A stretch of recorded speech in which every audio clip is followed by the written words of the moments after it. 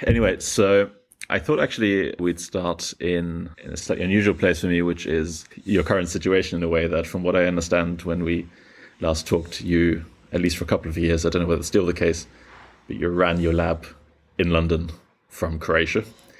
I did. And I thought that was very interesting. And yeah, I was just curious, maybe, how did that start? Why Croatia? Yeah, so the backstory to this is that my partner, my wife, is a diplomat. So she works for the UK Foreign Office, and she was appointed to deputy ambassador to Croatia for the UK. So she was working in the embassy in Zagreb. We always knew that, our future careers would be a juggle of location, partly due to academia being very global and different opportunities cropping up in different parts of the world, but also her career by its very nature. If you're a diplomat, you are expected to be taking postings abroad. And we actually met when I was a postdoc at NYU in New York, and she was posted as the UK's human rights representative to the UN. And so we had a couple of years after we got together there of being in New York together, which was wonderful. And then we arranged it so that when I took my faculty job at UCL, she came back and did a London-based job for a few years. So her posting, so Croatia was the next foreign posting. And at that point, we then had a small family. We had our son, who's now 5. At the time, he was 18 months. And so we moved out there. And while we were out there, our daughter was born. So she's now 3. She lived the first couple of years of her life in Croatia. So we're now back in London. So her posting was 4 years. But yeah, so during that time, I had to try and juggle keeping the lab going at UCL while my family was living in a different country. So just to clarify, you were at what stage exactly now? You'd already accepted, you were already a professor at UCL, or you had your own group with presumably with PhD students and postdocs and that kind of stuff? Or kind of what stage were you when you left the UK? Yeah, so I had my lab. I started my lab at UCL in 2015. I was on a welcome fellowship, and I had a couple of postdocs working with me. I had 2 or 3 PhD students working with me. So the group was small, but it was growing. And when the original plan, when my partner took that position, was that we were going to keep our flat in London, and I was going to split my time between being on site at UCL and being at our family home out there. And we were expecting that I would have to do a decent chunk of each month on site. But as weird luck for us, devastation for the planet occurred in the form of the pandemic, we moved out there pretty much at the start of COVID. And so obviously then everyone was online, and I was able to work remotely from Zagreb online. And I came in a few times to, check in on a couple of experiments that we had managed to restart during the pandemic, but pretty much I was working remotely then. And then obviously when the pandemic lifted, UCL, like other universities, were trying to get people back on site. And I was then doing quite a lot of commuting, and I would try and come into London for extended periods of time, and then maybe do a few days working remotely at home, especially if there were faculty meetings or other types of meetings that were on Zoom anyway. Then I was able to do those remotely. So it was a juggle for that second period. And I think that since COVID, really, people have got a bit more used to hybrid working, but still our situation was very unusual. And I wouldn't recommend it in terms of running a lab, but I think it's a hard thing to do when you have 2 people who are trying to pursue their careers in different spaces, and that requires moving around. That's not easy. And it's the same in academia, right? If people are an academic couple, the classic 2-body problem means that often it's not possible to get a job in the same city together. So I think, we were somewhat unusual in the sense my partner's job was not an academic job, but we were not unusual in the sense that there's plenty of people who have this 2-body problem, and it's hard to be in the same location at the same time. So you basically managed to maintain the downsides of academia without actually being in academia. It's smart thinking there. Yeah, essentially, yes. But we are now back in London. The way that the diplomatic lifestyle works is often, they'll do periods back in their home base, as it were. So you do a job back in government in London, and before you then take another foreign posting. So for us, that experience of having that posting as a family was a learning curve, because it's made us realize what's possible, what's not possible. It's made us, and really, as I said, we were lucky in that this wave of hybrid working came in just as we were taking that posting.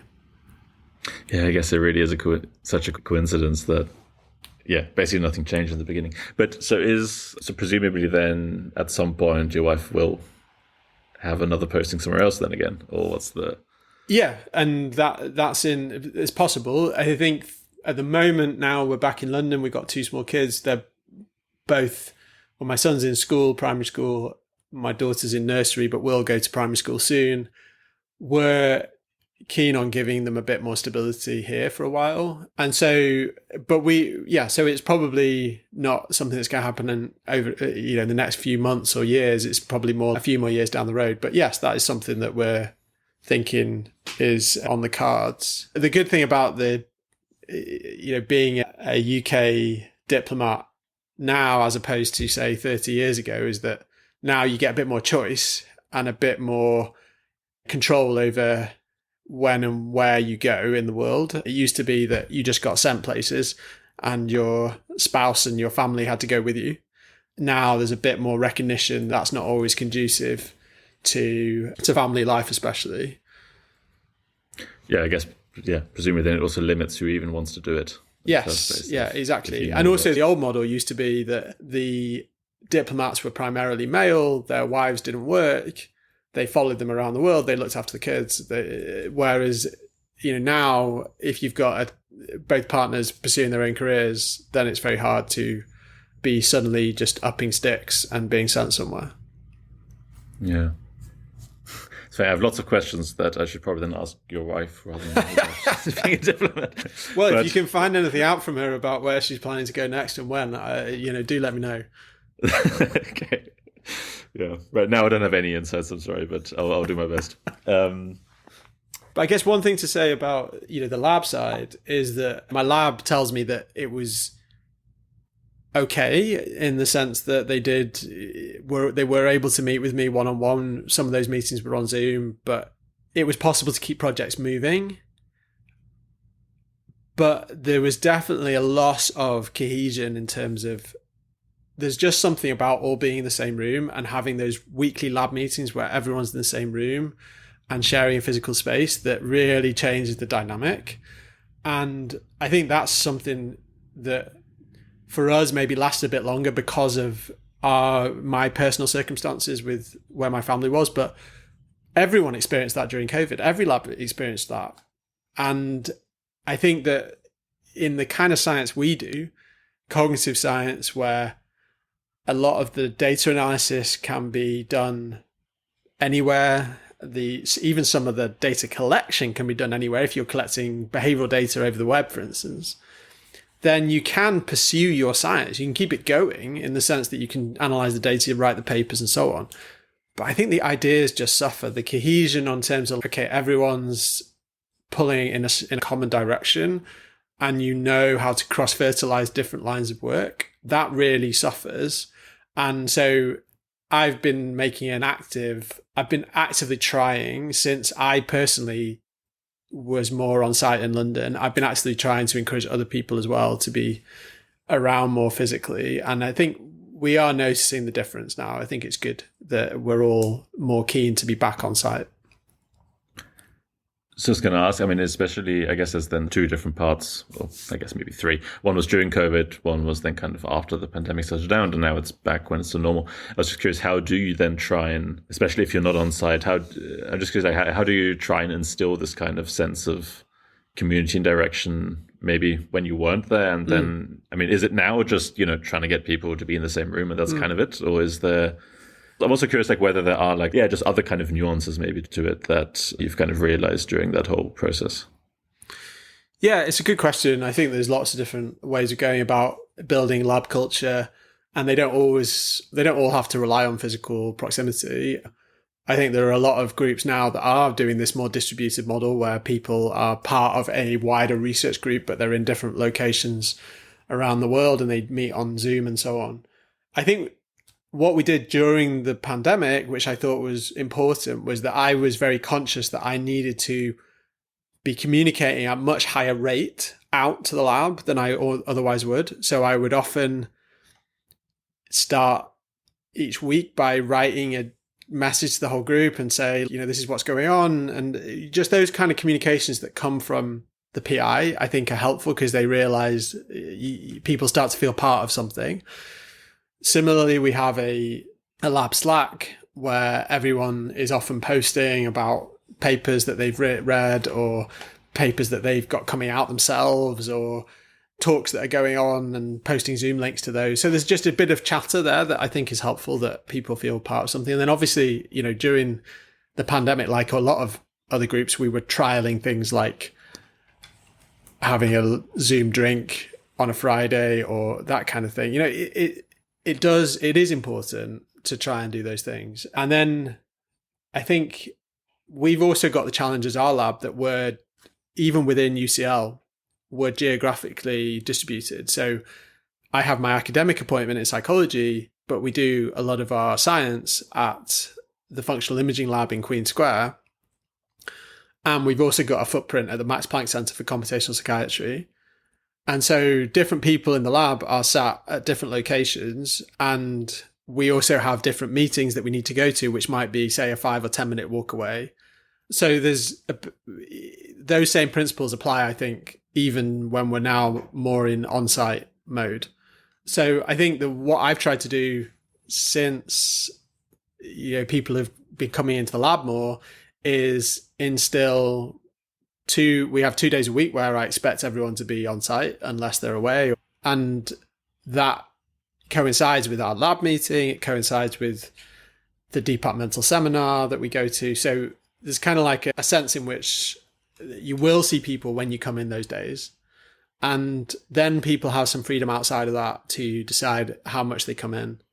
But this is not a easy problem to solve. When I've been in faculty meetings, people have often aired concerns that the buildings feel empty. It's not any single building. It's just the buildings in general feel a bit empty compared to what they felt like pre-pandemic. And there's a bit of difference in opinion, I think, among the senior leadership about, is this just a new way of working now? And we need to somehow all be hot desking and downsizing the buildings, or is it gradually coming back?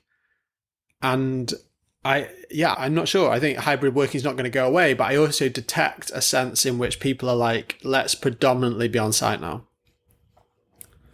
I guess management at UCL also wouldn't mind not having the quite as much office space. Well, so that's another thing, right? It's hugely expensive. But I firmly believe that the value is worth it as long as you get people to fill it. If you get people to fill it, then the added value of being all together in physical proximity, you just can't replicate that. I think that's one of the big lessons actually that I've learned over the past few years, is that when I moved to the psychology department for my academic position, essentially to get a tenured position, I perhaps naively thought that would be fine because I can split my lab and, we can be a bit geographically distributed. And as long as we all have lab meetings and as long as we can continue doing our science and our brain imaging and so on, it's going to be fine. And in one sense, it has been fine in that we have done all that. But there is a sense in which I hadn't quite appreciated. Also, COVID showed me this. I hadn't quite appreciated the importance of being all together in one physical space. And it doesn't necessarily mean having desks next to each other. It just means in the same building, using the same coffee machine.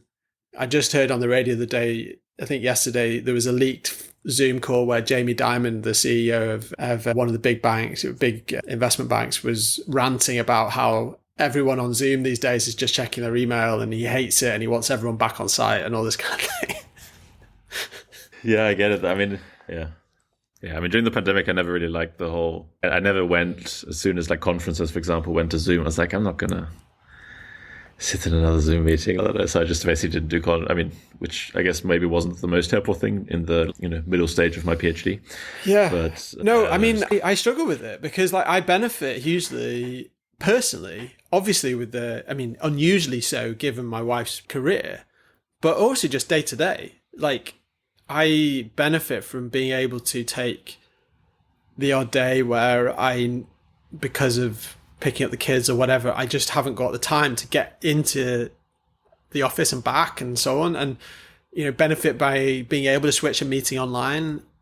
Like that just wasn't the norm pre-COVID. It just was, it would be weird, I think, to say, can we switch this onto Zoom? So I think I struggle with it and I think this is where a lot of the more senior leadership struggle with it as well, that they personally quite like the opportunity to work from home, partly because they have the big, nice homes. Whereas, the students and the postdocs, they maybe are sitting in a flat share, one room. It's not as fun and they want to be on site. So, and the senior leadership want to get them on site. So there's a lot of swirling motivations for how to restart lab culture. And I don't know how it's going to settle down, but it's clearly still in evolution. Even though the pandemic was over 2 years ago, it's still in evolution. Yeah, one question I have is especially from the perspective of your students, postdocs. So one thing that I noticed, or that I guess because of the particular situation I was in, I was exposed to two very different situations. The one was so our lab moved during the pandemic because my supervisor he was a postdoc with funding first and then he became a professor, like beginning of the pandemic basically. And the one thing I really noticed is that, so when we were first in Hamburg, that institute was founded by Christian Büchel, who kind of, I think modeled it after kind of the Phil model, right, where he did a postdoc, something like that, I can't remember. But where basically you have lots of labs and you share one space and everyone's kind of mixed all over the place. And yeah, you just constantly kind of see different people from different labs, and it's all within cognitive neuroscience, but yeah. But that's kind of unusual in Germany, actually, because in Germany, I think you have much more this kind of system where in general, it's a different academic system from the UK, because in Germany, you kind of, they're changing it, but traditionally you kind of just have professor or nothing. There's not this, lecturer, senior lecturer, reader kind of progression you can do. And it's basically, if you're a professor, you have often like separate space in a university that's kind of yours for you and your stuff. And so, for example, then when we went to Heidelberg, then where my supervisor accepted the position, suddenly we had this, it also was like a new lab, right? So we were only like 3 people or 4. And we had this like half of a corridor to ourselves at the, it's like separate from anything else. And, I think during the pandemic, in a way it was very helpful, because we basically all had our separate offices, because we were also still small in the beginning. So it meant, even though you're not supposed to go to the office, I was like, well, I'm on my own in my office, who am I going to get infected by? But so that was nice. But at the same time, it was obviously very empty. And lonely is maybe a strong word, but you get what I mean. Whereas, for example, if it had been like in Hamburg, or also like the Phil, where it's much more mixed, I think things would have been quite differently. So I'm just curious, kind of are all of your students kind of in these like mixed environments or not? And presumably, or kind of my question was also that probably helped them in some regard, especially, because they had more contact to people from outside the lab in kind of a natural environment. Yeah, I think it's interesting to think about these different models of the physical space. And you're right that somewhere like the Phil has thrived on being the students and the postdocs are intermixed, and you sit next to people from different groups. And that, I think, is a nice model. The more traditional model, as you say, is that, for instance, at the ICN, the Institute of Cognitive Neuroscience, which is just next door to the Phil, as far as I understand it, I did my master's there ages ago. They had a more traditional structure where each office was dedicated for a particular PI in the sense that their students and postdocs would then sit in those rooms. So my current lab is a kind of mix of that. We have a couple of rooms in psychology where it's a bit more like the ICM model, where it's mainly our group, maybe one or two people from other groups. But then I also have a couple of people sitting at the Max Planck Center or the Phil, where, as you say, it's a bit more intermixed. I think that both of those models still have the challenge that that people are often working from home. People are not always coming in, and the space feels a bit sparse. And I think to me, there's also a big difference between whether a space is supposed to be empty or not. So what I love is getting in the lab, like in the building early when, no one's supposed to be there, in quotation marks, right? And that's always really nice because it's quiet, it's calm, no one's there, no one's going to interrupt me with anything. But then I also had here I had a little bit where I think it was just like summer holidays. So like lots of people just weren't there. And then there was probably also a conference at the same time. So if it's the middle of the day and no one's on the corridor, right, that feels really weird. Yeah. So I guess there's the expectation of whether people should be there or not also plays a big factor. Yeah. And I think goes into this sense of the buildings are empty. Yeah. And I was just recently, a few months ago, I was in Berlin and at the MPI for Human Development, and they were showing me their new building where they're building their new scanners.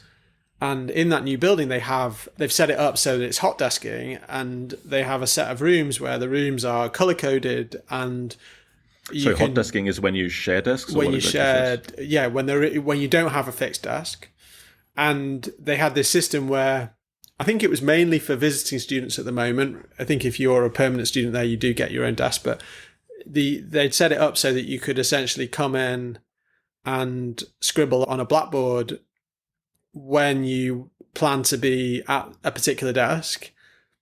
And they found it was quite, it worked well because then you could almost see which of those color-coded rooms would be fun, that week. And you could put your name down for a room that would actually have people you like in it and people, you want to sit with and so on. So I thought that was an interesting model. The downside of hot desking, though, is that it's the uncertainty surrounding where you're going to be on any given day. And, I remember as a postdoc having a fantastic experience because we had a room of 8 desks.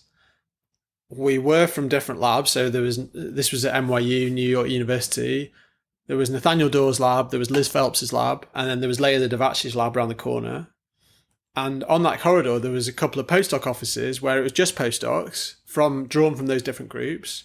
And I made friends for life in those offices, and we had a kind of support network for most of us who carried on in academia and became PIs in various locations. We still are in touch, and it's a great network to have. And so I think if there was the hot desk model where we didn't really know where we were going to be on any given week, then those networks would not have been formed.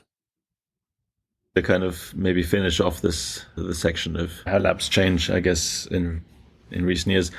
I'm curious, what the positives are, like some of the things that you took from it. That's really handy. I mean, you already mentioned, for example, especially for people if they have kids or whatever, the flexibility, that kind of stuff allows is obviously fantastic. I'm just curious, just anything else that, I don't know, maybe isn't super obvious. I don't have any specific ideas. So I'm just curious whether, I guess in a way, you don't have completely unique situations. Obviously, there have been other people who have had this kind of remote running a lab kind of thing. But I'm just curious, whether from that, it gives you a slightly unusual perspective on running a lab, whether that kind of told you something that maybe most people wouldn't see in that way just because, they're too close to it, basically. Yeah, I think one thing it did make me realize is that the culture of a group can survive it being a bit more distributed. I think what was hard was for new people coming in during that time. It probably, and each year I do a kind of 360 feedback thing where I send out an anonymous survey to the people in my lab and get them to tell me all the reasons why they hate me. But so far, people have been generally quite positive about that phase. They didn't feel it was too disruptive. So I think that it made me realize that you can do things like go on sabbaticals, maybe take the opportunity for you as the PI to travel and get experience in a different group. Pre-COVID, I went as a visiting researcher to Marseille University, which is where I did a lot of writing for my book. And, those kind of trips, I think back then felt like a very big deal, because you're like, oh, how am I going to keep the lab going if I do something like that? But now it feels much more doable.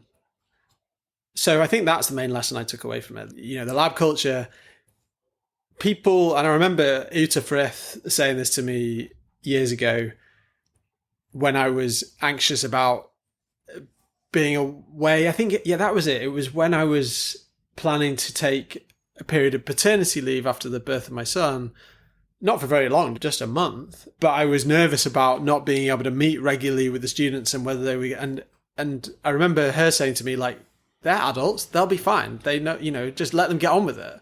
And she was absolutely right, of course. Like, people, I think as a PI, especially when you're just starting out, you feel like you need to be checking in on people all the time. And actually, sometimes it's good to give people a bit of space and allow them to feel ownership of a project and to take it forward on their own. And that's, I think, something that I've got better at over the years. In a way, it's this weird, it seems to me there's two opposites are kind of true at the same time, in the way that, like, obviously a PI can have a huge positive, or negative, but that can have a huge influence on individual projects and the way the group runs, all this kind of stuff. But at the same time, also, they figure it out. Exactly. Yeah. No, I think the influence is needed at those critical junctures where maybe a project is stuck for whatever reason, or the ideas need pushing in a new direction, or there's connections to be made to other literatures or other ways of thinking about an analysis or a problem. Those are the crucial input. But unless someone is genuinely struggling and needs kind of you to sit down with them on a daily basis and try and that sometimes happens, right? So it sometimes happens where someone doesn't feel like they have the background necessary or to figure something out. And so then pitching in at the coalface is necessary, and that does happen now and again. But otherwise, people often just need time. I think one thing you realize, you forget as a PI, is that things take a long time to do. Like, analyses take ages, writing papers takes a while.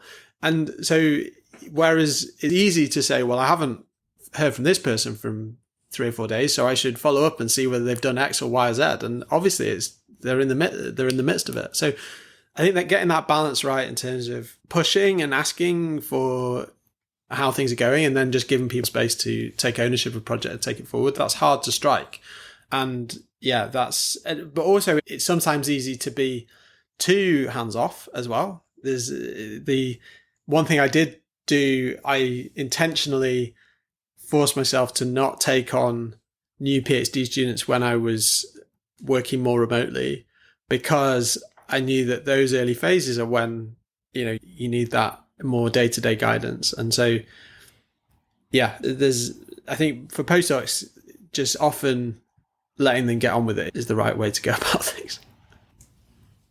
I have a question about something you kind of just mentioned in passing, which was the kind of, I think you mentioned something like, as a PI, how you can, if you want to go to, let's say, a different lab and learn some new techniques or something like that. I was just genuinely curious about that, because from my perspective, there's kind of like two things that I think would be interesting for me to do in terms of career plan for the next couple of years. And it seemed to me like there was always a bit of a conflict between them. So basically the basic situation is, that I think like in my PhD, so I'm basically in the first year of my postdoc now, right? And so my PhD, I think I did a couple of things related to like social decision making and a vaguely kind of influences from economics, but not like super detailed or anything. And I think I kind of found like a thing I want to do. And so like for the next whatever years. And to me, it seemed like there were like kind of two things that would be cool for me to learn while doing that. One would be the kind of neuroeconomic side, which is what I'm doing right now. And my plan initially was to, spend 4 years or something doing a postdoc in that area.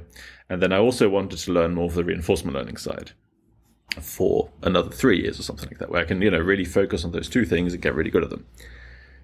But one thing that I've noticed now is that when you look at all the grant funding schemes, they usually say until X years after PhD, right?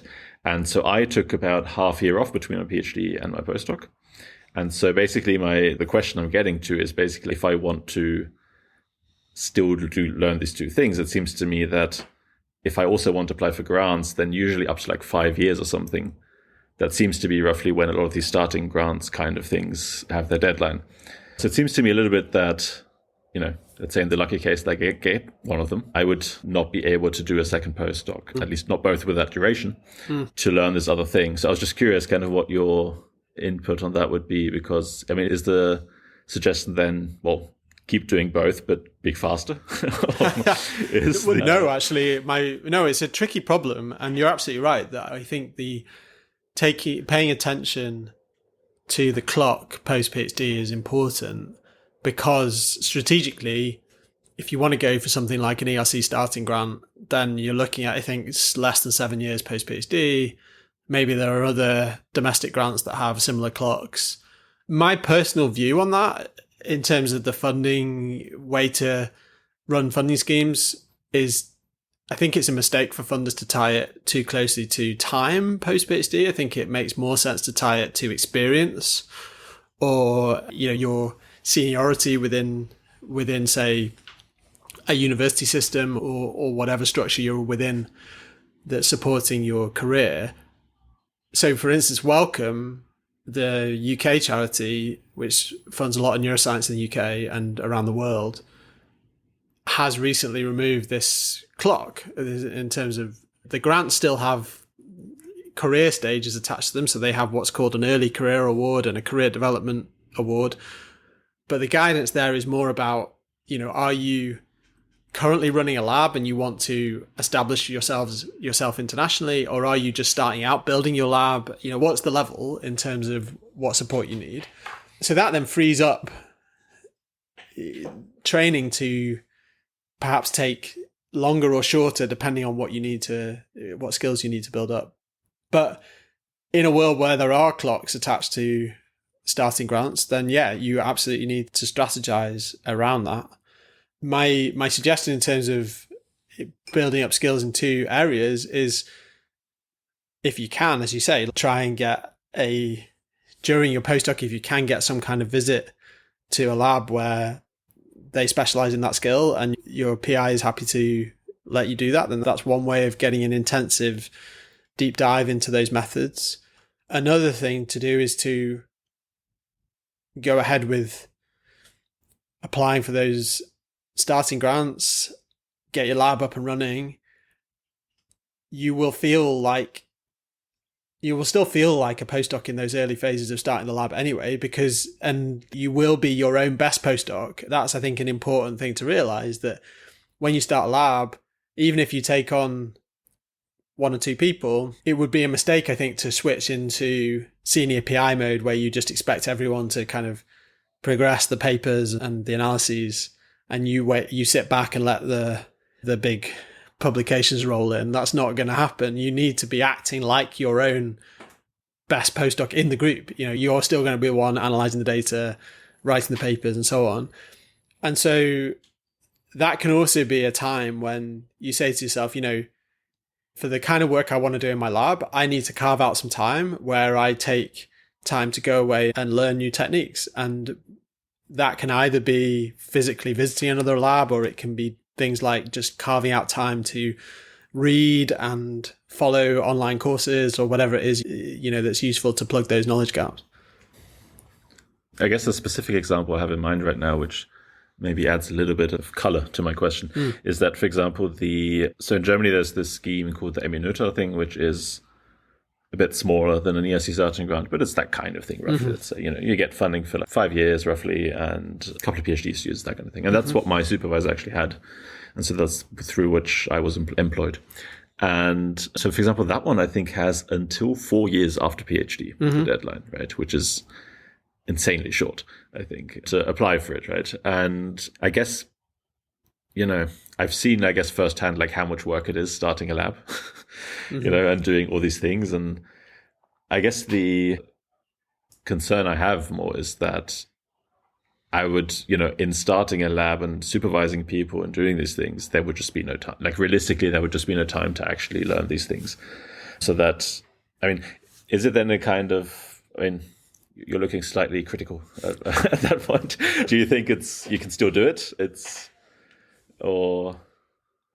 Yes, I think you absolutely can. I think that one thing that I wish I had known early on, both in postdoc, but also perhaps early on in starting the lab, is that you don't need to rush the phases of your career. There's clearly pressure to publish. There's clearly pressure to build your CV. And it would be disingenuous of me to say, don't worry about that, because you absolutely need to worry about that. If you're going to get these prestigious early grants that will help you start your lab, you need to have as good a CV as you possibly can get. And that means focusing on getting papers over the line and making sure those papers are, comprehensive and showcase your abilities and your scientific interest to the best in the best possible light, because that's what's going to get you the grants. It doesn't necessarily have to be numbers, but it has to be quality, and it has to show productivity in the sense that you don't want to let 3 or 4 projects you've got going in parallel just kind of fester and never really reach fruition, because that's gonna, those are the projects that if you can just get them over the line and get through that final mile, that's going to make the difference between you and the next candidate. So absolutely need to focus on those things. But once you have focused on those things, there is a temptation, I think, to think, I need to build quickly. I need to hire more people. I need to build lots of collaborations. I need to get lots of projects going in parallel. And, that I think is where you can afford, especially if you've already got that initial starting grant. So maybe now we're talking about, your question was, is there time when you start a lab to be learning new skills? You get a kind of reprieve for a little while, right? So after you get one of these grants, it's quite a long time. It's 5 years, or the welcome ones now are up to 8 years, and so on. So you can afford, for those first 12 months, you want to think carefully about how you are best going to make that first phase of your lab a success. And one piece of advice I was given that I thought was really useful is to imagine yourself giving a talk in 5 years' time, say a departmental seminar or a keynote or whatever it is. And you have the opportunity in that future talk to review the past 5 years of your work and set it in broader context and so on. What's that going to look like? And if you can envision that, if you can imagine that, then you can work backwards. And it might be that you've got all the skills you need to build that vision, and you just need to recruit the people and away you go. But it might be that what you really want to do is kind of move into this interface area, which is adjacent to another field that you feel like you need to get more experience with or more skills in. Okay, well, then the right strategy there is to maybe take the first 6 months of your shiny fellowship and just let it pay your own salary, and use that as almost like an additional bit of postdoc that you can. The beauty, I guess what I'm saying is, the beauty of academia is you have freedom to do what you want to do, right, within reason, to advance the cause of your science. And you need to be strategic about that. So, you absolutely need to be strategic about the CV, but I think there's also room to be strategic about the skills and the exposure to different disciplines. Yeah, isn't there this joke about, they say the great thing about academia is that you can choose which 14 hours of the day to work? Like that. I hadn't heard that particular variant of that, but yes. That's the kind of freedom, right? You're free as long as the output is... Yeah, I don't know. Like I definitely worked quite long hours at the start when I started my lab up. But I also think there's this almost this kind of martyr myth that we propagate in academia, where I've heard people give, when people, these growing up in science interviews where I guess this is kind of what we're doing now, but like, where people talk about the early phase of their careers, and there's this sense in which, like, unless you're absolutely killing yourself and you're working, you're not sleeping and so on, that somehow you're not succeeding in that early phase. And I think that's a myth. I think you need to be strategic, and that often means I remember working long hours because I realized I had a couple of papers that were still from my postdoc, like my actual postdoc, where I needed to get them over the line because I was about to start writing these fellowship applications. And that was a phase where I just had to be like the first in the morning and work until 9-10 at night. And I was doing that for a period of 3 or 4 months, and I got those papers over the line. But then the rest of the time I was being a bit more, it's a marathon, not a sprint. You've got to pace yourself and strategic about what you focus your time on. Whilst we were kind of talking about some ground application stuff, I had this one question I thought I was going to ask at the end, but I thought I might as well ask it now, which is if, from what I understand, when you apply for, let's just take an ERC Sargent grant as an example. Let's say you're applying for that. So I don't know the technical exactly the details of the application, and it's also going to differ depending on scheme. But from what I understand, you have to usually have confirmation from the host institution that they will host you if you get the award and that kind of stuff. And obviously you also want to find the right institution to do that kind of thing at, right? A very kind of simple question is, how do you go about doing that? Because, I mean, in a way, it seems to be fairly obvious. You maybe know institutions where there are people who are doing stuff that's related to what you're doing, who you could imagine yourself collaborating with or something like that, right? And then depending on what methods you want to use, maybe that further restricts who has access to those. But I guess the thing is that, at least in my case, I don't have a huge amount of connections to people in these different places yet. So I guess the question is basically, how do you start doing that? I mean, do you just contact someone who does research related to yours at the university to get a first feel for what to do? Do you go straight to head of department? What's the kind of, how do you basically do that? Yeah, I mean, it will differ depending on the country, depending on the way universities in that system work. But I can speak obviously from experience of the UK.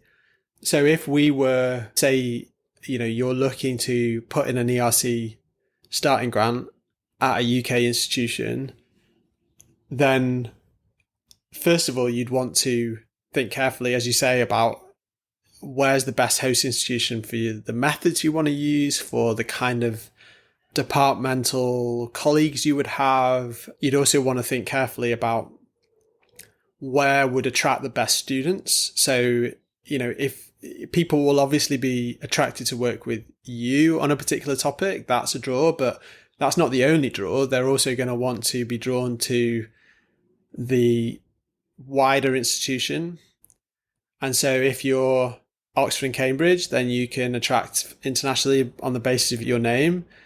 If you're another university in the UK, I mean, UCL does very well because we're internationally renowned, and we, are a large London university that is has a huge research power. So students want to come here and do that, but that won't be the case at every institution. So you need to think carefully about how that plays out. And there might be smaller universities where there's a particular lab or department which is internationally renowned, and that will be enough to get good students and postdocs to come and work with you. So those are the factors that probably go into the choice. But the way that then those mechanics unfold, it's very helpful to have a personal contact in the department that you're trying to join. So one way of doing that, and in a way, it's probably an alarm bell if you don't, right? It's probably, you're probably going to want to put in a grant like that at a place where you already have collaborators or colleagues working in a similar field. So those would be the first people you'd probably reach out to and have an informal chat with. It's always good to try and get yourself invited to give a talk. I was actually just chatting about this with colleagues in the pub a couple of weeks ago, where we were debating about the etiquette of inviting yourself to places to give talks. And I was of the opinion that, this is a win-win for both sides. This is not something to be ashamed of. If you are coming to town or you have a reason for wanting other people to get to know your work, then don't hesitate to get in touch and say, I'm coming through, and is there a potential to arrange a seminar? Or because often people who organize those kind of seminar series are looking for people to give talks, and they're going to be interested in hearing from people who are coming through town. So I think strategically, if you are interested in an institution, the best thing to do is to just try and spend time with the people there, either informally or in a more formal context, like going to give a seminar. And then on the back of that, yes, absolutely, you'd want to try and have a conversation with the people who are making the decisions about what grants can be supported. And those people are usually the head of department. Possibly an institution like UCL, you'd be talking also with the person above the head of department. So that would be either the head of division or the dean, because they need to, and that needs to happen well in advance of the deadline. Because, those conversations, that indication of potential support for applicants for those kind of grants needs to be squared away early. And then, my experience with those kind of applications is that often institutions are quite keen to support it, because really they're outsourcing the decisions on who are stellar candidates to the funder, right? So if you get selected for an ERC starting grant, yeah, that's great. Then they've already done the hard work for the university because they've selected the best candidates. So often I think you are pushing at an open door when you're putting in those fellowships. I think what can be harder is obviously starting conversations about university funded positions, faculty positions and so on, because those are in shorter supply and they require much more commitment on the part of the university in advance of getting the grants. Okay, so I have to get good at inviting myself. That's gonna be my next goal. I mean, No, but I mean, genuinely, right? Like, because it's, I guess for me also it's a luxury problem in that sense, is that I'm fairly open to being anywhere in Europe in that sense, right? But that also obviously means there's, let's say I want to apply in the UK, let's say for one of the welcome or any other things, right? I mean, I feel like there's obviously a couple of places that are obvious candidates, right? I think for the stuff I would do, Oxford and UCL would be pretty obvious candidates for that kind of stuff.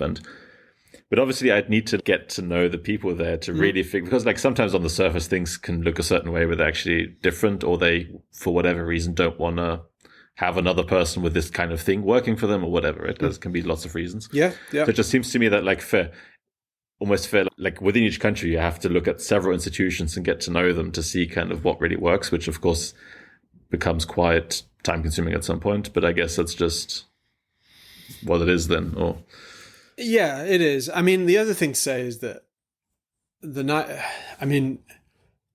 nice thing about fellowships that are tied to you as a person rather than project grants that are tied to an institution, for instance, is that you can move them.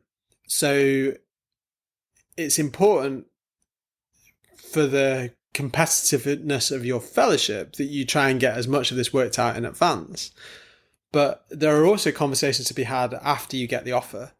So say you are successful in getting an ERC starting grant, then for those first few weeks or months after you get that letter from the ERC, you're in a very strong position negotiating wise, because you can take that to any institution within Europe and say, can you host me for this fellowship? And often that's a way of also leveraging additional commitments from the universities.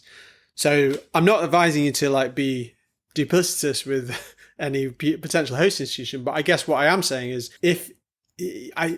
especially given what we were talking about earlier with the clock, if you feel like there isn't time to necessarily fully figure out where's the best place to host a grant, then you can apply, say, within your current institution or within a one that you know well. And then if you're lucky enough to get the grant, you can think about, is that the best place to host it, or is potentially another institution an even better fit? So, there's a lot of, in the US, there's a lot of game playing that happens. People just, try and get offers elsewhere just to get a slightly nicer office and so on. I think my reading, at least informally, on the situation in Europe is that people are a little bit less game playing in that sense, but maybe I'm being naive. Maybe it all happens behind the scenes and I never see it. But less Machiavellian than you. Well, maybe, yeah. I mean, I think, but there is a sense in which, regardless of whether you're going into it to play the game or not, it's definitely the case that you are in a very strong position as a candidate for joining a different institution when you have those starting grants in your pocket. And the strength of your candidacy for those new institutions is the strongest in the early phases, because for the university, you're attractive for the length of time remaining on that fellowship, because that's picking up your salary. You're essentially cost free to them. Yeah, obviously it makes a difference if you say, hey, I've got half a year of my salary left. No, exactly. Versus I've got 5 years for three people or whatever. Yeah. So it's worth being aware of that and, using it to the best of, making use of it if you need to move somewhere. Yeah, just identify the places I might want to go and just see, just meet people, see what happens. Okay. Shall we just continue talking about the career stuff? Because it feels like if we start talking about meta-cognition now, it's going to be a slightly random 20-minute part of it or something. Sure, yeah. If your listeners are happy to listen to me just waffle on about careers, then yeah, sure. Yeah, okay. Yeah, I mean, it's not exactly what I planned. But I mean, I just wanted to check in with you because, I guess I invited you initially to think about metacognition, and now it's turning into career talks. And no, that's fine. That's fine by me. As long as that's something you think people will find useful, then let's carry on. I'll find it useful. So.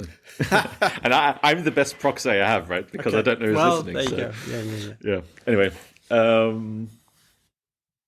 I actually wanted to make a slight change in that sense, or a bit of a biographical jump in your case. You mentioned earlier also something that you mentioned, what is it, like you don't have to rush career steps, something like that. And so something I didn't know about you, although I guess I don't know that much about you. It's not like I've been stalking you. But you mentioned on the podcast with Sam Harris that you wanted to become a musician before you went to university. Yeah. But then, he's actually interested in abstract concepts rather than these random questions like me. So he never, asked more specifics about it. But I am going to. So what is maybe just, if you don't mind, take me back to that place and time. So what were you trying to, like when you were in high school? So I guess you weren't trying to become a scientist or whatever, or what was the situation?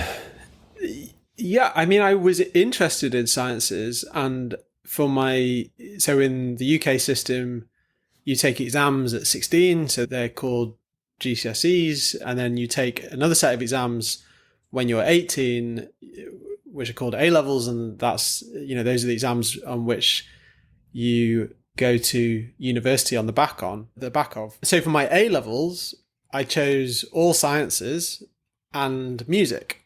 And so I was clearly interested and back then good at science subjects and found them a natural fit. But my passion was really doing on the music side. And I was building up a pretty self-taught, really, background in music production, music technology. I had a home studio. I spent an inordinate amount of time in the music department at my school, basically became like the guy who everyone went to try and record their latest Oasis covers band, of which we had several in the school. And I really thought that's what I wanted to do for both further study and career. I saw myself as a producer or a composer, electronic music composer of sorts. I was interested in film music. I thought that would be a very interesting career. I did internships in companies in Manchester where I grew up that, did music production for film and TV and so on. So I was interested and in a way, looking back, it had a lot of engineering and technology aspects to it. It crossed the boundaries into science, like a lot of the, like we were talking about just beforehand about audio for podcasts. Like the science of sound is very rich and interesting and has a lot of bearing on people's appreciation of music and so on. So I was very interested in that area. And so when all of my friends at school were applying for more traditional university subjects, I went to quite an academic school. There was an expectation that you would go on to pursue a degree level education there was a strong emphasis on medicine, on law, on the more traditional professions. So I had a lot of friends going into those subjects. And I didn't apply to university. I was one of the very few people in my year group who didn't. And I took a year off to try and continue this passion for music production. And my longer term plan was to go to an Institute of Performing Arts. There's a famous one in Liverpool in the north of England, where I was going to continue learning the skills for this career. And it was really halfway through that year that I had a real kind of crisis of confidence when it came to that route. So I knew I enjoyed it, and I knew I was had a kind of mindset that enjoyed a deep dive into that world, like the technology, the kind of, I enjoyed learning things on my own and applying them. But I also had this nagging doubt that I wasn't really that good at it. I mean, I was good enough. I was doing stuff that my friends and family and so on found cool and interesting. But when I compared myself to kind of on a more career level, national level, like people who are actually putting out tracks and producing things that I found that wowed me, I was like, I don't think I can do that. Actually, I don't think I'm really there. So it was a gradual realization for me that this was going to become more of a hobby than a career. And around the same time, I started reading popular science books on the mind, on cognitive science. I mean, I was reading other things, obviously, but it was suddenly this exposure to psychological science that I hadn't encountered before. And I certainly hadn't encountered it in my A-level sciences. And this grabbed me, and I thought, if I am going to go to university and do a more traditional subject, that's what I want to do. And so it was on that year off that I applied to psychology and neuroscience programs. And the one at Oxford was one that just felt like a perfect fit to my, at the time, very shallow and introductory exposure to cognitive science, but it felt exciting. And so I applied to that, got in, and the rest is history in a sense. So so that's really the kind of transition, which was relatively abrupt actually. And one thing I regret somewhat is that I went through that transition a bit like the thing we were talking about earlier about not rushing things. I just suddenly thought, right, I'm going to go and study psychology, and this is now the new me. And I sold all my music gear, partly to go traveling. But I'm like, that was a mistake, because I actually would love to now pick it up more again. And anyway, so I think I made too abrupt a transition, but it was the right one. That was the right move. You can just buy the equipment again now. Yeah. Try telling that to my wife, but yeah. Okay, I don't know what you had, but some music instruments aren't super expensive. Turns out kids are expensive, so Okay, maybe when they're a bit older, then I'll have my second my swan song of music production again. Yeah. Okay. That was really fascinating because as probably people who listen to a couple of my episodes know, I wanted to be a musician for most of my teenage years. And so whenever I see people with a music background, I kind of jump on it and ask questions about it. But it's rare that in your case, there were some differences, but there were a lot of parallels. For me, it was more like I did classical music. That was the main thing.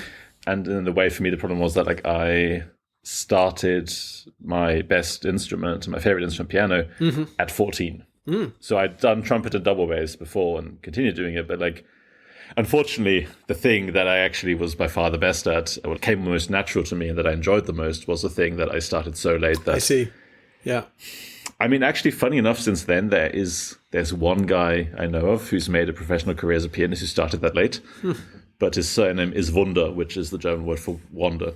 So I'm not sure that counts. But no, so basically, I didn't know anyone who, basically any professional pianist started. I think Alingri Moore started when she was 8. I think she was the latest I'd ever heard of at that point. So like... But you still play? Yeah, it depends how you define it. So I usually say I don't play the piano, or I don't practice.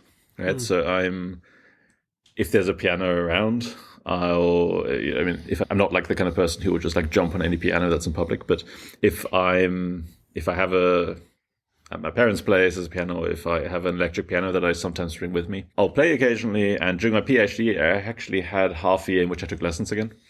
But so yeah, I mean, I'm good enough that I can play a lot of stuff fairly well, and it's fun.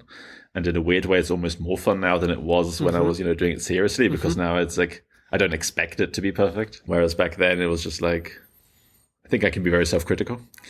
And yeah, the weird thing is that like at some point when I was like 16, I realized I'm not gonna, like, as talented as you are, like, you started very recently, right? This is going to be very difficult if you want to actually, I didn't want to be a teacher, right? So like if you actually want, like it's basically impossible, right? Yeah. And so then I had this half a year where I was like, maybe I'm going to be a recording producer kind of thing. But then I think I realized I would make a terrible producer because I would be the one guy who was trying to be the musician. And so I would just like constantly interfere with the people trying to do the music. So I decided not to do it. But I mean, one thing I've found elegant in terms of potential for combining interest in neuroscience and music is to do a more systematic pursuit of the cognitive science of music. I mean, there's people who have made careers out of this, right? And there are a number of different angles on this question. I mean, I'm thinking of people like Josh McDermott, who have been, developing computational models of the way the brain apprehends music and why we find particular aspects of music to be, what are the universals in human culture that underpin the appreciation of music? I think those questions are fascinating. I mean, it's now, my lab and my interest in my career have gone in a particular direction in terms of meta-cognition and thinking about consciousness and so on. So in a sense, for me, like my working life is now, and my background is now dominated by that. But if I have my time again, one potential way of combining the interests I had as a teenager with my interest in cognitive science would be to go down a route that's more a systematic combination of music technology and neuroscience, because I think there's clearly lots of fascinating questions at that intersection. Is that something you actually ever thought about doing? Or, No, because like for me, it was actually, I had a very brief moment in my undergraduate where there was a project involved in doing music, and I asked whether I could get involved, and they said no. Because it was a bit more polite, but it was basically like, no, we have nothing that you could do basically on this. And then I ended up doing other things, and and weirdly enough, I've never actually read a book on the psychology and neuroscience of music. I somehow have, even though, for me, all like artistic and scientific things are basically the same process in a way. So I never really differentiate between any of this stuff. But somehow, in terms of interest, I have for some reason no interest really in figuring out why people like music or how the brain does it. So for me, that was never really an interest. But I was just curious, like it's nothing you ever considered seriously either, or no. I mean, I think partly it's because at the time that I was exposed to some of that literature, it never really grabbed me in the way that the kind of computational cognitive neuroscience that we're exposed to now does. I think back then the work, I mean, this is me trying to reconstruct my memories of encountering that literature from years ago, but it really fell into either work on more classical audition, auditory perception, and so on, or somewhat vaguer and broader neuroaesthetics, like why do people like this melody rather than this melody? And that never really grabbed me. But what people are doing now, I think, is super cool in the sense that like they're taking inspiration from the way the brain builds up internal models of abstract structures, and the way that you can put those pieces together in at a more cognitive level. So you build up a structure, you understand like the structure of melodies, of chords, of progressions, of, all of those things they have their roots in particular musical traditions, but presumably the reason why a lot of human cultures appreciate music in related ways is because we all have the biology for a deep appreciation of these more abstract structures, right? And that they have emotional salience for us. And so I think that cross-fertilization between almost like the computational neuroscience of cognition, broadly construed, and music as a domain in which that's expressed is I find that fascinating. I mean, people like Stan Dehen have been writing recently about how the human mind is set up to do this, to be particularly rich in the way that it processes sequences in a hierarchical recursive fashion. Now, language is one, canonical example of how rich that can be. The notion that we can speak in phrases and sentences that have recursive structures and they are nested inside like broader narratives and stories and so on. But music is clearly another type of domain that has those principles embodied in it. Do you have any, I usually put references in the description for stuff we talked about. Just curious, do you have anything for the kind of computational neuroscience of music, the recent stuff you talked about? I can try and dig up. I mean, this is... If it's top of your head, it's not like super important. I mean, the amusing thing is that this podcast has now gone down the route of probably the thing I know the least, right? So that's the goal. Probe you in your weakest point, where the information you provide is the most unreliable. Yeah, exactly. I mean, I feel on secure ground with the sequence aspect. The Dehen papers I can send you a couple of links to those. Yeah. And I mean, I would recommend checking out Josh McDermott's work. He's at MIT and he runs a auditory and musical cognition lab that is very much grounded in the latest computational neuroscience. Okay. What kind of stuff, like when you were reading about psychology, neuroscience, that kind of stuff, what was it like that fascinated you? Was there anything particular there, or was it just like the general idea of just studying the mind experimentally? Or yeah, there was two things really. One is the general approach being taken in cognitive science. So rather than the notion of doing experiments, which I also found fascinating, it was more the idea that you could build abstract computational models of how the mind was working at the level of the software, rather than thinking necessarily about neurons and synapses and so on.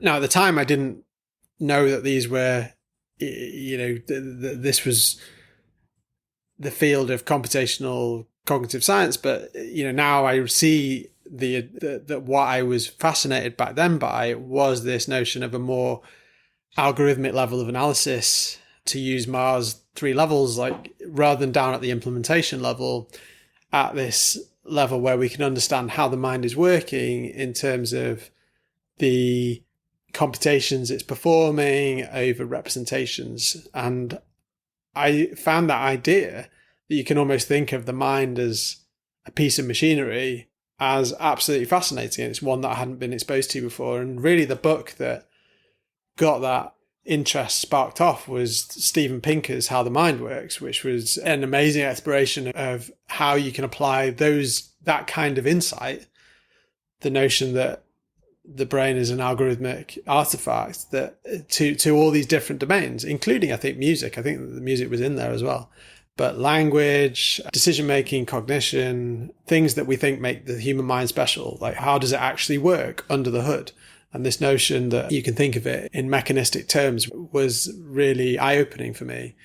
And so that was one thing. And the other thing was this exposure to philosophy of mind, to consciousness, to reading things like Daniel Dennett and Rita Carter, who wrote these popular science books. She had a book just titled Consciousness, and that really was a kind of review of all the classic debates in philosophy of mind and how it might interface with modern neuroscience. So exploring all aspects of the mind-body problem and inverted spectra and the zombie problem from Chalmers and all these kind of classic thought experiments, but viewed through the lens of modern neuroscience. And I thought this was amazing.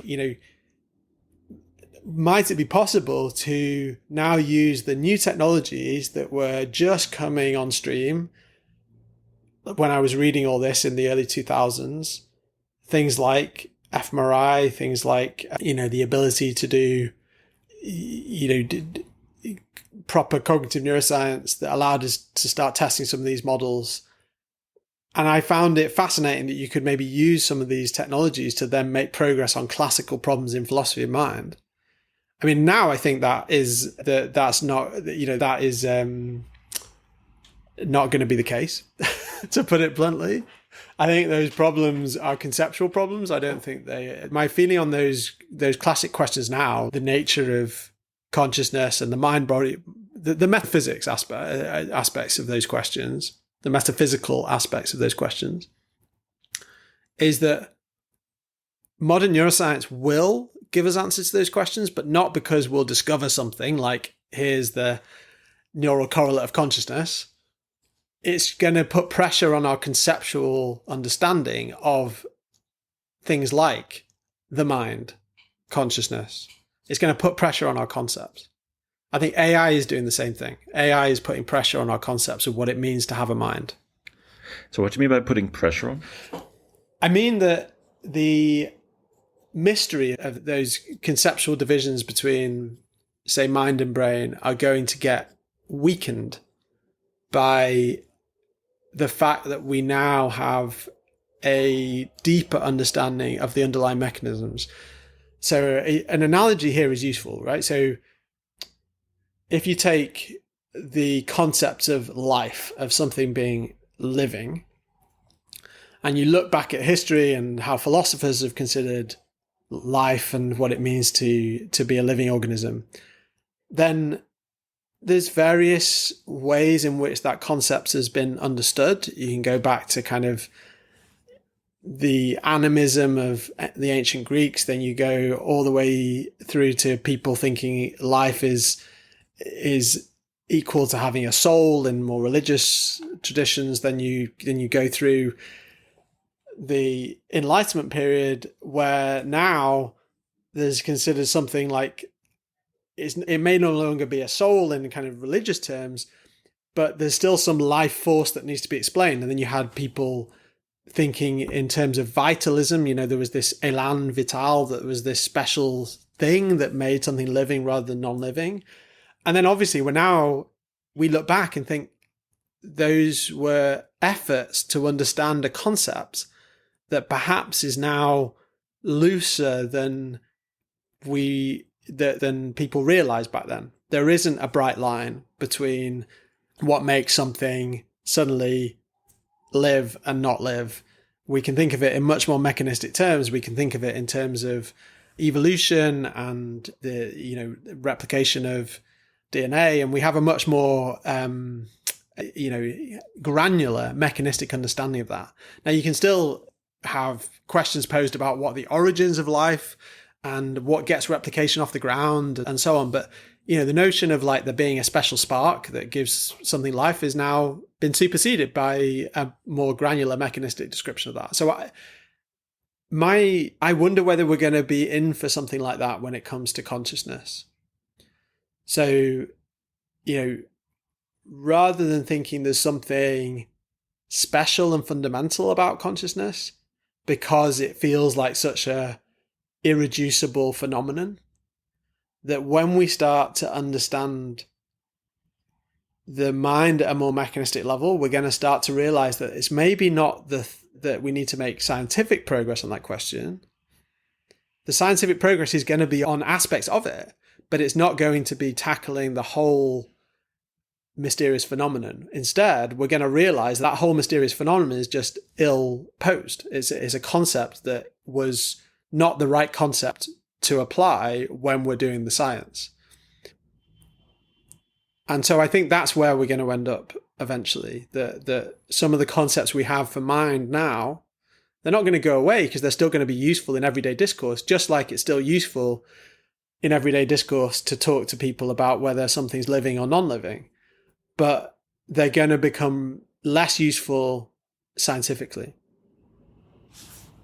Okay. Do you think, and presumably, I mean, so you have, from what I understand, I see them as like two separate research lines, the meta-cognition and the consciousness aspects. I don't actually know how much they overlap for you personally, but... They overlap quite a lot. Yeah, there's quite a lot of intersections. So that is in that kind of line where you mean like you're going to figure out specific things about human consciousness that then allow you to maybe ask more specific or better questions about the concepts themselves. Well, so I don't think it's going to be asking questions about the concepts. I don't actually think so.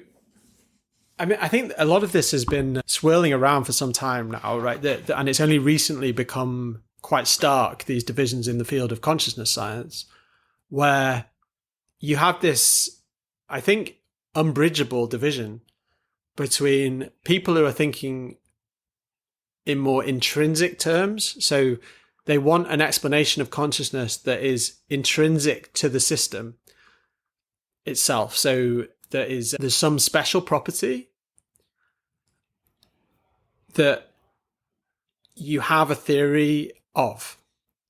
And the kind of, the most prominent of those intrinsic theories is IIT, information integration theory, which says that consciousness is a property of the cause-effect structure of a physical substrate.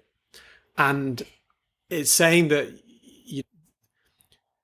consciousness is not something that falls out of the functionality of the system, that it's actually an extra fundamental property of matter, that when you set up a physical structure in a certain way, then it has a certain level of consciousness. Now, that's a very detailed intrinsic theory. And the reason it's controversial is because it's assuming that consciousness is this fundamental property, right? So it's basically solving the mind-body problem by positing consciousness as a part and parcel of any physical system that's set up in the right way. A bit like other fundamental physical forces are part and parcel of the properties of matter. Like gravity is part and parcel of the way the world works. The same under IIT. Consciousness is part and parcel of the way physical systems work. Some physical systems might not have it because under the equations of IIT, it doesn't reach a level for high enough, what they call phi, but in principle, you can always calculate it for a given physical system. So that's kind of like the most prominent, what I call intrinsic theory, because the consciousness is intrinsic to the system. And that is entirely at odds with the way most of neuroscience think about functionality in a system. So most of cognitive neuroscience think that the concepts we have for the mind, like a mind perceiving or deciding or remembering or thinking, are not it's not an intrinsic part of this physical structure. It's something about its function. It would be odd to say, it'd be odd to say that there's some property of my mental state, say we could call it property X, which has no external signs, like no bearing on the function of the way my mind works, but it's just in there because of the way my brain is organized. It'd be odd to say that we don't have that as part of our psychological taxonomy. And the reason we don't have it as part of our psychological taxonomy is because we can put X in or we can take X out, and it has no bearing on the function of the system. And so I think that if you're a functionalist about consciousness, what you're looking for is a story in terms of the functions of the way the mind works. And that's having functionalism about consciousness is much more in keeping with the way people think about other types of mental state properties, but it's very at odds with these more intrinsic theories. So what I think is happening is there's this divergence between these two camps, where one camp is pursuing more intrinsic theories, thinking it's like a special property of particular physical systems, and the other camp is pursuing more functionalist accounts. But there's still a nagging doubt that the functionalist camp really kind of want to be intrinsicalists at the same time. They kind of want a story where once they have the functions in place, there's still some special property I'm explaining, right? And I think that is just, it's incoherent. It's incoherent. So I think if we're going to have a full functionalist story about consciousness, what's going to happen is that once we have that story in place, the concept of consciousness in terms of being a special property is itself going to have to start to be diluted. So you can't have your cake and eat it. You're either going to have an intrinsic story where it's special and it's like a special property, or you're going to have a functionalist story where it's just like any other part of how the mind works, but then you can't have it as a special thing anymore. It's just another way the mind works. That was a very long answer. Yeah, I'm not entirely sure. But the funny thing is also now that we've actually reached a point of scientific discussion, we're running out of time. Yeah. Maybe then as just a kind of final little question on that is, okay, so I find it interesting because I guess my point is a little bit like what your position on that is, because I would have, the problem is I don't know the consciousness literature well enough to really have any insight into any of this. But it sounds like you're quite critical of the functionalist theory, but I somehow thought I would have put you in that category. I am a functionalist in the sense, and the kind of empirical work we're doing in the lab is in very much inspired by functionalist accounts, particularly higher order theories of consciousness, which attempt to explain the difference between being conscious and unconscious of a particular piece of information or particular percept in terms of higher order mechanisms. The notion that the brain has to do some kind of recursive processing, and that's what makes it conscious. So that's very much a functional account. I guess what I'm saying is the reason I'm critical of functional accounts, and this is self-criticism as well, is that there's a sense in which people aren't very satisfied with a purely functional explanation. So this isn't about different theories. This is more about the metaphysics. This is about what does it mean to explain something like the mind-body problem, right? People are the hard problem, as Chalmers talks about it. So I think that even for functionalists, they're still not very satisfied with a purely functional explanation, because they want to say, but, what we want to get at is this amazing property of kind of a purely physical system having subjective experience. And over the years, I went into doing cognitive neuroscience just mesmerized by this problem. I thought it was an amazing, and so many people do. So many people get drawn to this intersection of psychology and neuroscience because really they want to understand, like, where does subjective experience come from? How does that work? How do physical processes in the brain give rise to mental properties? And I think that as time has gone on, I've started to realize that you can, if you want to reify it that way, if you want to say it's this mystery, then you've got a choice. You either need to go down the intrinsic route, because then you can really have the mystery. It's like this special property, or you need to take a long, hard look at the mystery you started with, at the concepts you started with. And that's the position I feel I'm in at the moment, because I am attracted to the more functional route. But I think we're going to end up going down a route that's more like what's happened in memory research. If you look at the early 20th century, You had experiments like the Lashley experiment where they were trying to just cut out random bits of the mouse brain or the rat brain and see what impaired memory.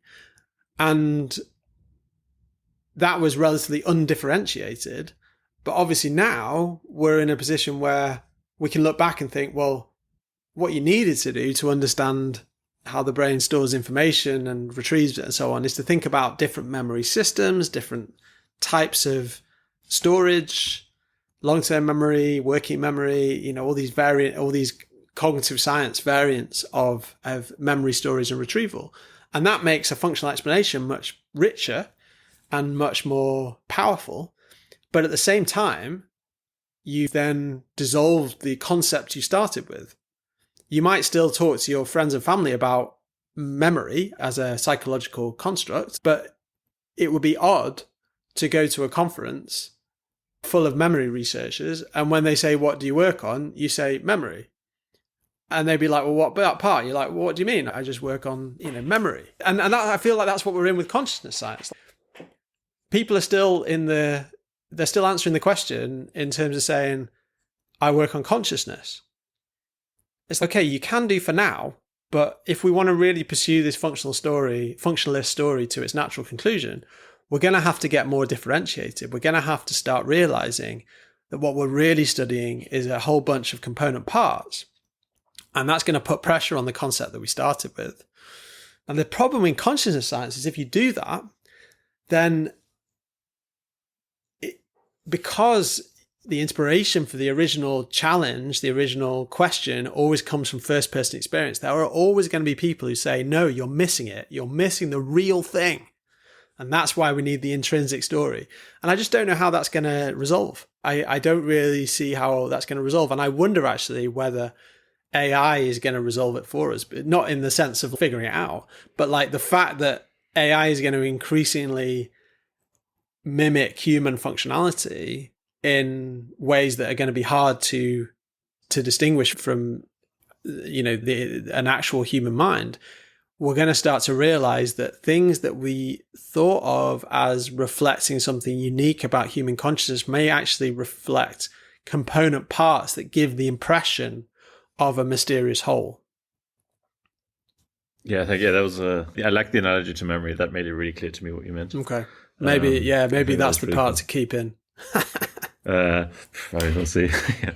No, I mean, again, it's a bit of a problem, right? Because obviously people have very different backgrounds in terms of, for example, I never really did much philosophy of cognition, right? But yeah, anyway, unless there's anything else you want to add, shall we go to the recurrent questions? Sure. Yep. Okay. So first question is, what's a book or paper you think more people should read? Can be old or new, famous or completely unknown, just something that, give us something to read. Sure. Yeah. I mean, one of my favorite books that I've read recently is actually from a completely different field of science. It's called The Codebreaker by Walter Isaacson. And it's on the origins of CRISPR, and Jennifer Doudna, who was one of the discoverers of CRISPR technology for doing gene editing. And it is somewhat related to what I was just talking about, because it really challenges your concepts of what it means to it be a living thing, and shows how much power modern science now has to essentially create designer organisms and so on. But I think what's most the thing about that book that makes me want to recommend it to others is that it's just this amazing insight into science at the cutting edge of competition. So I guess in our field, we feel under pressure to publish and so on, and we worry to some extent about what other labs are doing. In this particular area of molecular biology at the time, the race to be the first people who would to develop and use this gene editing technology was the most intense I think I've ever heard about in any field of science. There was some serious personal battles going on, and they are fascinating to read, especially if you know a little bit about how science works in general, and the journals and the editors involved. And I mean, it's fascinating and it's beautifully written. Okay, cool. Yeah, I mean, I've heard of it, but never read it. What is that's also in a sense part of the, some problems aside, but like part of the appeal of the double helix, right, is that it also is this like competition between different labs that are is that just a property of genetics research, or is that I don't know, because I don't get that sense from like cognitive neuroscience, where it's like we're looking for this one thing and there's going to be one answer, and Yeah, it's interesting. I remember thinking wondering along similar lines when I was reading that book, how this would map over into, say, our field or adjacent fields. I think you're right that there's something about the field of cognitive science, cognitive neuroscience, that I feel like it's such a high dimensional space that the questions people end up focusing on tend to be more unique in terms of being attached to certain individuals or certain labs. And the competitive pressures are perhaps weaker. So that's the description of the situation. Whether that's a good thing, though, I'm not sure. It's, I guess, good for your mental health in that you can kind of just feel like you've got a niche and you can just chip away at the kind of topics you're interested in. I'm not sure it's great for science, though, because what is the work we're doing now that is going to be still read in 100 years, 150 years? I think, a discovery like CRISPR is clearly going to echo down the ages and become incredibly important in terms of technology and technological applications. And that's such a well-defined problem. I mean, when you read a book like that, you realize that there was a lot of high-dimensional exploration going on on the basic research side. So it might be that we're still in more explore mode, and that a lot of the exploratory work that's going on in cognitive neuroscience now, those individual papers might not be read in 100 years' time, but perhaps we need to be in this exploratory mode so we can get to the more exploit phase of our science, where then, we then might be in a mode that's more similar to this intense competition. But yeah, I think it's an interesting question about like what style of science is conducive to progress. Yeah. I mean, I guess it also requires a very high confidence that you have a very specific problem that needs to be solved. Yeah. Where like you... absolutely. Anyway. And I mean, I guess there are examples. And I think whenever there's an application on the table, then that can mean that people are more focused on a narrower problem.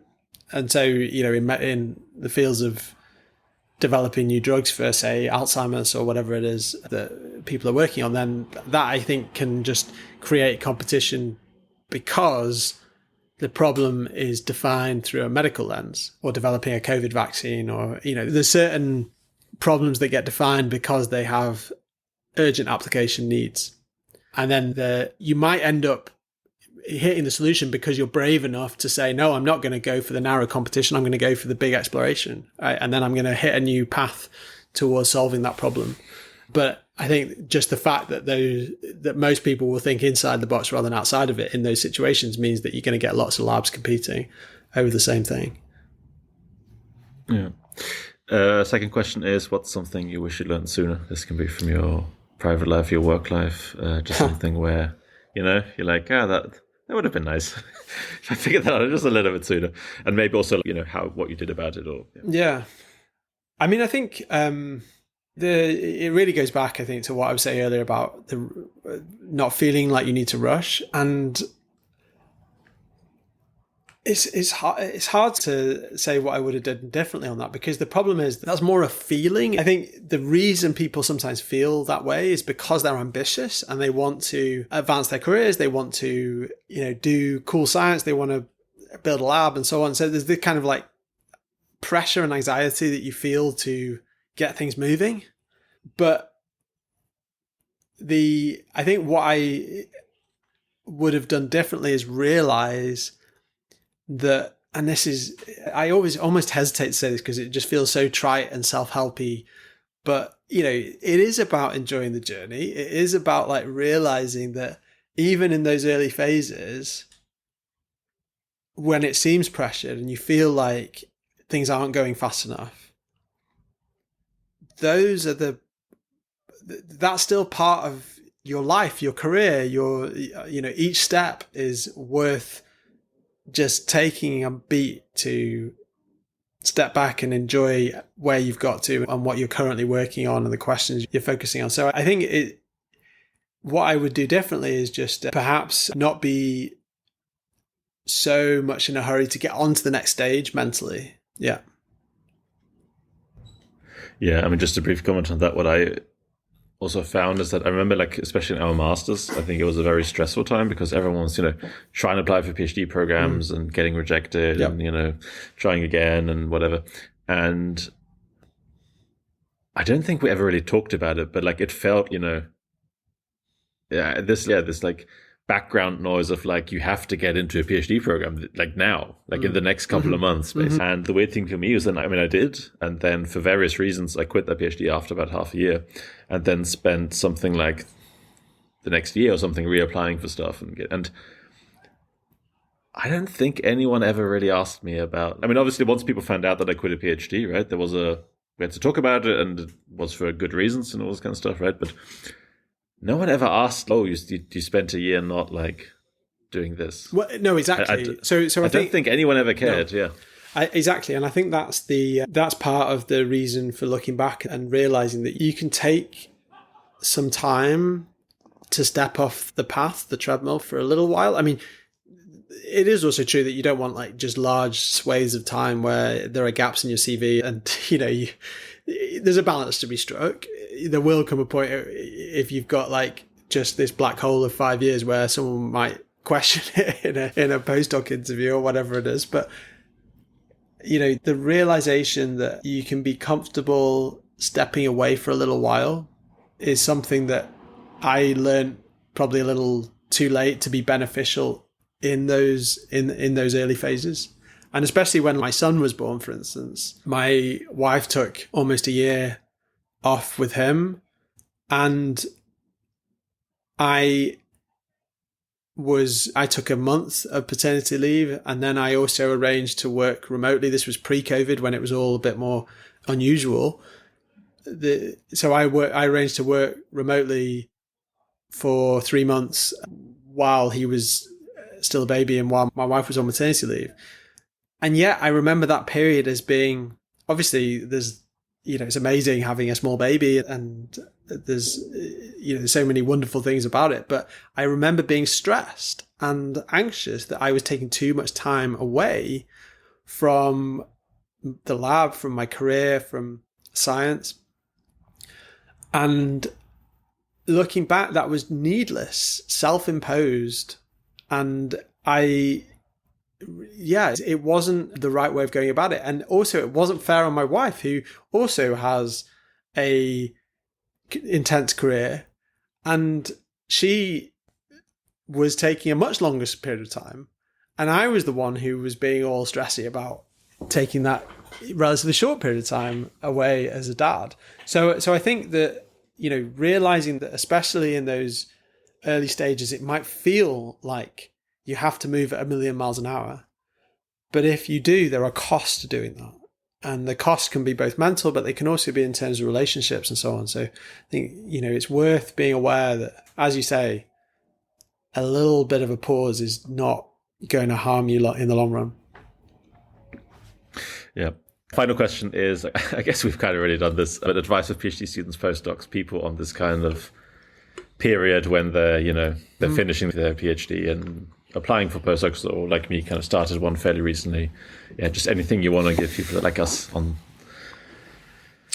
Yeah, I think treat it as a golden opportunity that is a time in your life time in your scientific life, when you have the skills and the in-depth knowledge of a particular field to really do cutting-edge work, to really take ownership of something and advance and take it forward in exciting ways, when you don't have the pressures of, say, managing other people or being in a broader structure where you've got administrative responsibilities and so on. really, really take that opportunity and grasp it with both hands to kind of go deep into a question, because there won't be, it'll be hard to do that other phases of your career. It becomes possible again later on in your career, when perhaps you're winding down a lab and perhaps you're thinking about being more of a solo academic in the latter phase of your career. But that is really an amazing opportunity to kind of dive deep into a question. And I think, again, it comes back to the previous answer. There's a sense in which that can be a bit anxiety inducing, because you feel like, is that only what I should be doing? Or should I be being more strategic and trying to get loads of collaborations going and be a kind of, try and grow too fast as an academic and try and suddenly be really broad in my scope? And I think that, don't feel like, try not to worry too much about that. Try to take this as an opportunity to have a really deep dive into a question and enjoy it. I think that's, it's super exciting. I'd love to go and do a postdoc again. That'd be fun. Well, if I get my funding, I'll let you know. Anyway, so those are all my questions. Actually, not all of them. Those were the ones all of them are non-scientific questions about academia. So yeah, even though I didn't ask any of the questions I said I was going to ask, thank you very much. No, of course. It's been fun. Thanks so much.